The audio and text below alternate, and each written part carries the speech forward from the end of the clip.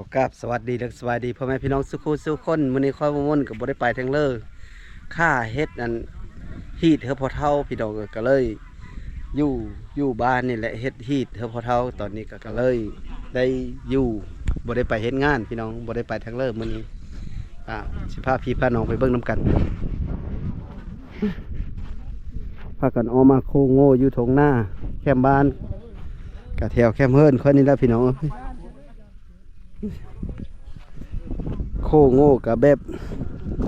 เลิกหนังรถได้พอได้อันนั้นบ่ได้จูดบ่ได้เผานะแบบลอกหนังเนาะกำลังพากันเฮ็ดอยู่แก้วเคยเสยหน้านั่นแหละตามฮีดผู้ไทยเฮานั่นแหละตามเคย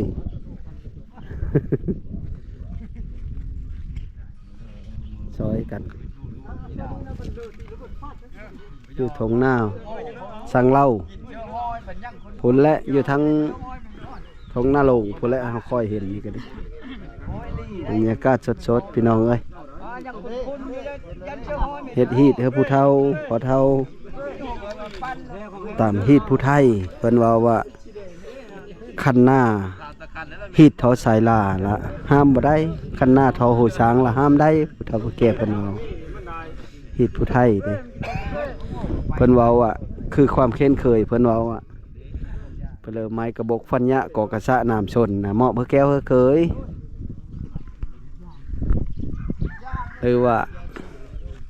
อุลูดอยู่ศาสตร์อาจลาดอยู่โสมกับเหมาะเพื่อแก้วเพื่อเคย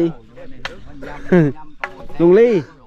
เอาเลออุลูดอยู่ศาสตร์อาจลาดอยู่โสม เอาอาลาดอยู่โสมเนาะคนหมดอยู่ในนี้ก็มักอาลาดอยู่โสมแล้วเนาะอุลูดอยู่ศาสตร์มีผู้มักอุลูดอยู่ศาสตร์ก็หมายความว่าแบบคนเป็นคนตายนะฮิตและคันว่าอาลาดอยู่โสมนี่ก็คือผู้สาวผู้จบผู้งามนั่นแหละหรือว่าเป็นนางรู้นางเม่นั่นแหละจังอาลาดอยู่โสมเนี่ยนะแต่ฮิตผู้ไทยเพิ่นว่ามาแต่เก่าพี่น้องตอนนี้ก็แล้วพี่น้องเอ้ยนี่แล้วพอเท่าครับกันเฮ็ดฮีดเธอเล่านี่เลยได้เราใส่นาทีครึ่งได้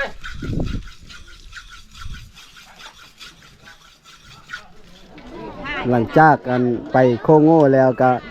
เฮามาเฮ็ดอยู่เฮิรนพี่น้องเอ้ยเฮามาเฮ็ดอยู่เฮิรนดิมาอยู่เฮิรนก็มีเอ็ดข้าวปุ้นพี่น้องเอ้ย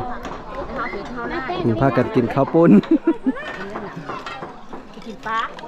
ซิมึงดูน้ำมันน่ะแซ่บบ่อ๋อเอาไหมเลย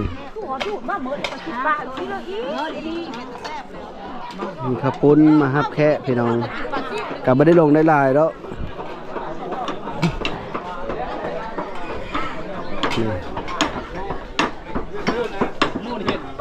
พ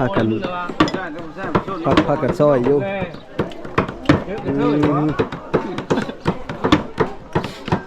คักบ่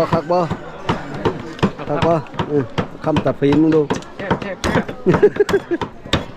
เฮ็ดว้าวนะเฮ็ดแล้วแหละเสื้อแดงนะบ่โตนะเสื้อแดงนะบ่โตนะ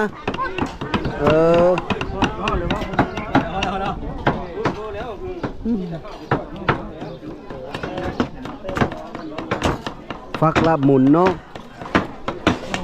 เป็นเอ็ดแบบหมุน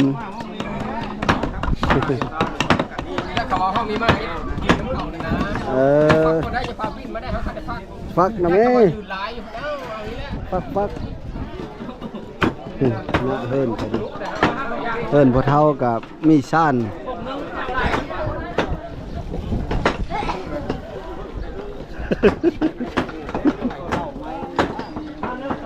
แม่โคพี่น้องเลย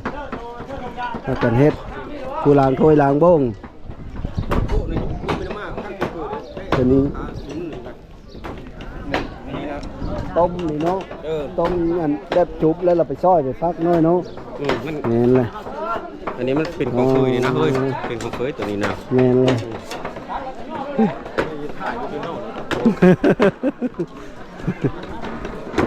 คักเลยคักเลย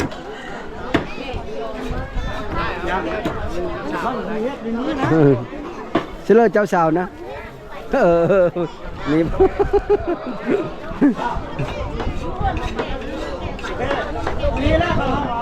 นี่ผักกันเต็มมันผักไม่สีส้มไปน้องผักเพื่อผักติ้วบ่นี่นะสลัดผักติ้วผักสลัดนี่กินกับลาบตอนนี้ก็กำลังพากันเฮ็ดพี่น้องเอ้ยผู้ซอยกับซอยผู้กินกับกินผู้แกมกับแกมเบิ่งเรามาปัจจุบันนี้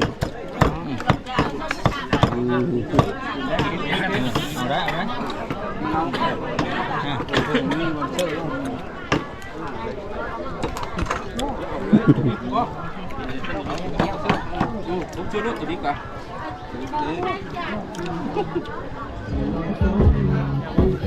Bỏ nói là vào vừa hơn bỏ nói vào lại bay bay cái nhắc cái đúng này theo bên trên và bên เคยจะแล้วแล้วว่าเฮ้ยนาย cầm lăng hơi นี่นายจัดการวิญญาณแนกพอโคอยู่บ้านค่อยน่ะโซนหลายมีแต่เคยได้เฮ็ดพี่น้องเพิ่มมันสู้เฮ็ดได้อยู่บ้านค่อยน่ะทั้งผู้หญิงโซนหลายมีแต่เคยเขาเสือเคยซุ่มเพิ่นนั่งห่างใกล้กับนางเบิ้งเธอก็ดี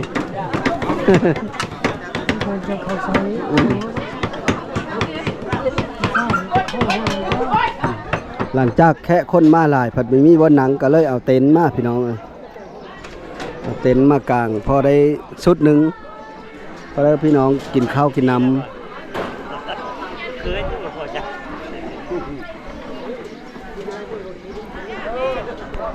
ตอนนี้ก็กำลังเอาเต็นท์ลงผู้สาวได้นี่สาวโสดได้นี่ได้ สาวโสดได้นี่ได้ถ่ายจะพูดงามเนาะนั่งโตถึงขันแข็งแรงถึงขันแข็งแห้งกันนะจะภาพใหญ่จะภาพใหญ่ผู้บริหารงานนะ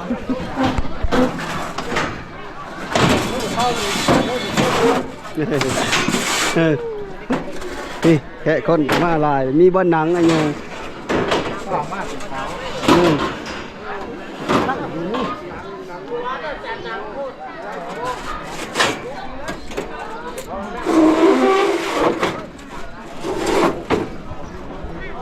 ลงมาเฮ้ยยังกองแกงมาอะไร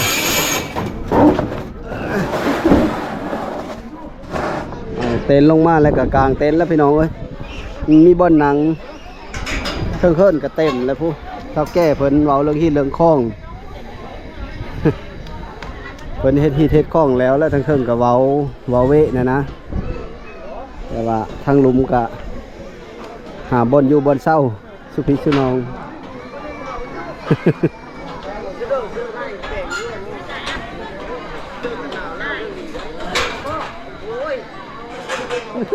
มันนายอ่ะเอาเวลานั้นนะให้อะไร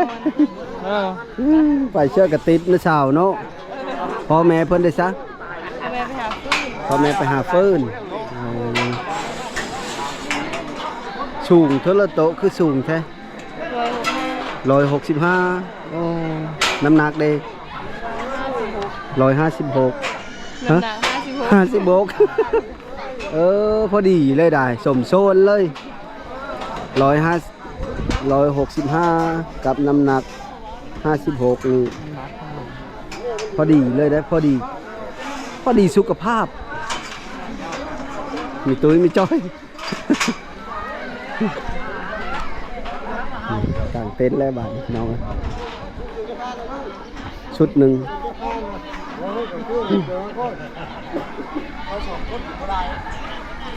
เบิ่งส่งน่าหลานเขาที่ทุกโหนกันยังเขาไปอาดอยู่ดิเซอ ทาโพ ทาโพบอกว่า แนมกล้องเนาะ แนมกล้องเด้อได้ไปเสื้อบดินนี่อยู่เพิ่นโสดคือเก่า สบายดีเด้อ สบายดีดูสบายดีดูสบายดีเอายานกองหลานกันดิโอเคสะคุณยานอาดบ่ ตัวก็ฮะ พาประตูมาขอบใจปูแล้วก็น้องชาย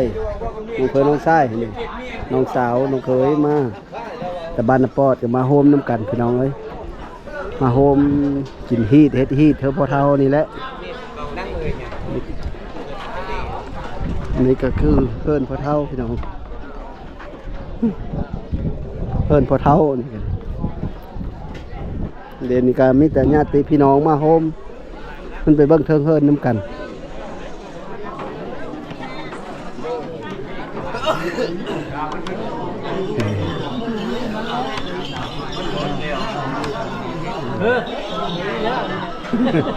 นี่ก็คือเท่าแก่มาโฮมที่มาโฮมในงาน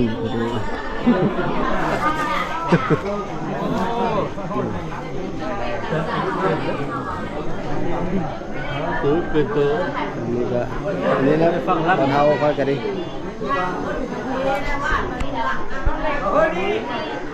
ได้เลยดิได้แล้ว เท่าไม่เท่า ได้แล้ว มีเฮ็ดฮีดกินฮีดมื้อนี้นี่ก็คือพระรามเพิ่นผู้จัดเทิงการมาโฮมเป็นสกีพญานเฮ็ดฮีดเฮ็ดเฮลูทองมองลูรอดแล้วมันอยู่นี่เนาะ เนี่ยจะปั่นไฟเนี่ยมีแต่ไฟที่ใหญ่แล้วมันโชว์เพิ่นเลยเนาะ ที่ไปได้มอง ใหญ่อันนี้ ห้องบ่ได้เช่าเท่าแก่เฮายังคือเก่าหม้อพ่องไปเลยว่า ไฟที่ใหญ่เลยโชว์ไอ้นี้คือการ ข้างเขา มีครบได้มาเหมือนแล้วเนาะไปเลยว่าหม้อต้ม ท้องโอ้หรือมองเลยแหละมองมองเจ้าโอ้ตรงเลิศ หม้อสาโอ้ต้องเลิศแล้วก็เฮลูทองมองลูรอดเงินห้าง ปลาเข้า เงินห้างขวางพาเข้าเราให้เราจะให้ สามไห เราสามให้ นี่ให้ เพชรนี่ละแล้วเลยบ่บ้านนี้นะแล้วบ่ฮีดจะเฮาบ้านนี้ แล้วมดอยู่นี่มด แล้วหมดอยู่ในนี้เนาะอายุจักปีแล้วว่าปีนี้นะตาอายุเจ้าน่ะจักปีแล้วดิน หนูอยู่ห้อยน้อย 92บ่92ฮะ98แล้วบ่ยัง2ปีได้อเจ้าว่ามีฮอด100ยังจะได้ไม่น้อยอยู่ว่าดอฮะ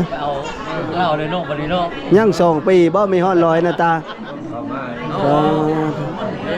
เช้าเอาเล่าไปเอ็นเช้า 100เช้าบ่เจ้าถือมานะโอ้ยังอี22ปีพุ่นแล้ว จังห้องนะ บักเถิมมันเนาะหลังจากแต่งโยโกกินแล้วก็ได้เวลาย่อเข้าแล้วพี่น้องเอ้ย ได้เวลาย่อพาเข้าแล้วบานนี้ ตอนนี้แค่คนเพิ่นกับกำลังนะครับประทานอาหารอย่างอร่อยพี่น้องค่อยกับสมบูรณ์สามารถสิใส่เสียงสดได้เพราะว่าเพิ่นเปิดตู้เสียงมันเข้าพี่น้องก็เลยสต็อปเสียงไว้ ว่าวเยาะในวี่เราเองเฮ็ดเจอ ได้ทวีว่าวเยาะเล่าพี่น้องแซ่บบ่จันซีนะ ตอนนี้ก็ขึ้นมาทั้งเฮิรนพี่น้องเอ้ย พ่อแล้วบ่จะทั้งเน้อเด้พ่อแล้วบ่พ่อเลยไปทั้งเน้อน้ำใส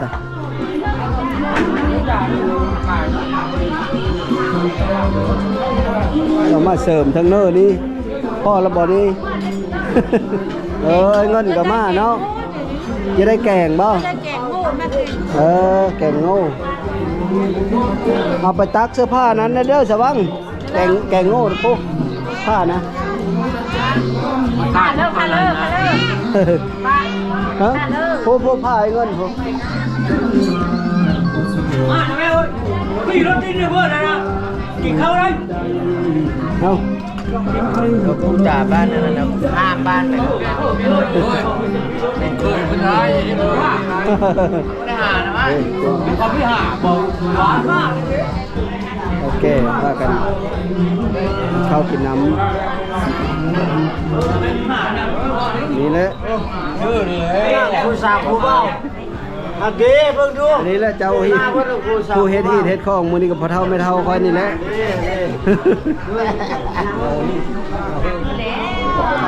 มาร้านนี่เลย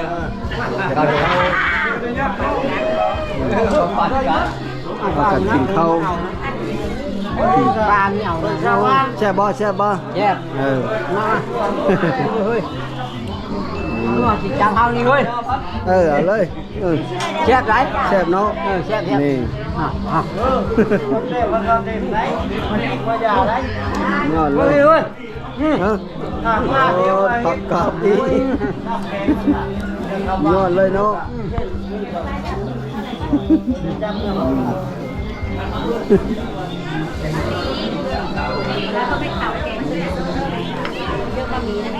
แซ่บบ่แซ่บบ่ แซ่บ มาเด้อ ผู้สาวซ้ำผู้สาวกินก็แซ่บเลยเว้าขายบ่บ้านนี้แล้วบ้านนี้เนาะ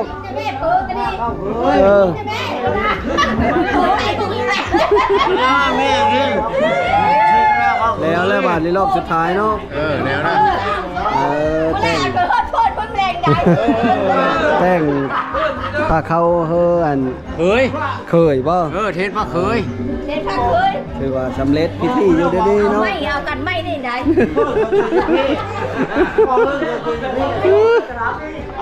หน้าลูกสาวลานะแต่สีหน้าสบายดีเด้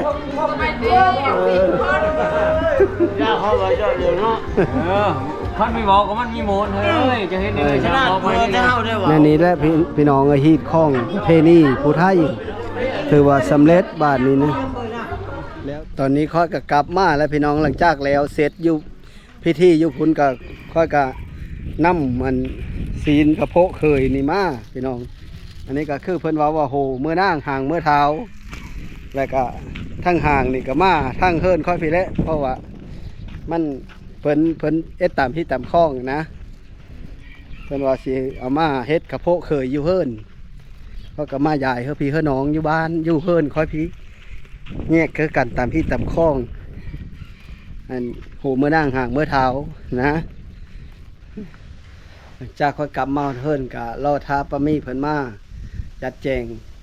อันแบ่งกันอีอันศีลกระโพะเคยนะพี่น้องกะ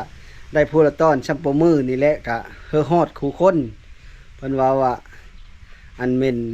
ผัดบ่อันหอมผัดบ่เฮอเห็นอันเม่นเฮอฮอดนะอันนี้นะศีลกระโพะเคยนี่นะเฮอได้คู่คนเคยนะตามฮีดผู้ไทยนะแล้วก็ถือว่าสำเร็จพิธีถ้าเฮาใหญ่ศีลต้อนกระโพะนั้นแล้วเรียบร้อยแล้วก็นี่สุดท้ายก็ขอขอบใจนำพ่อแม่พี่น้องเด้อที่เฮามาติดตามรับชมก็ขออยู่ดีมีแห้งขอโชคเข้ามาเฮาลำเฮาโรยสู้คู่สู่คนสบายดี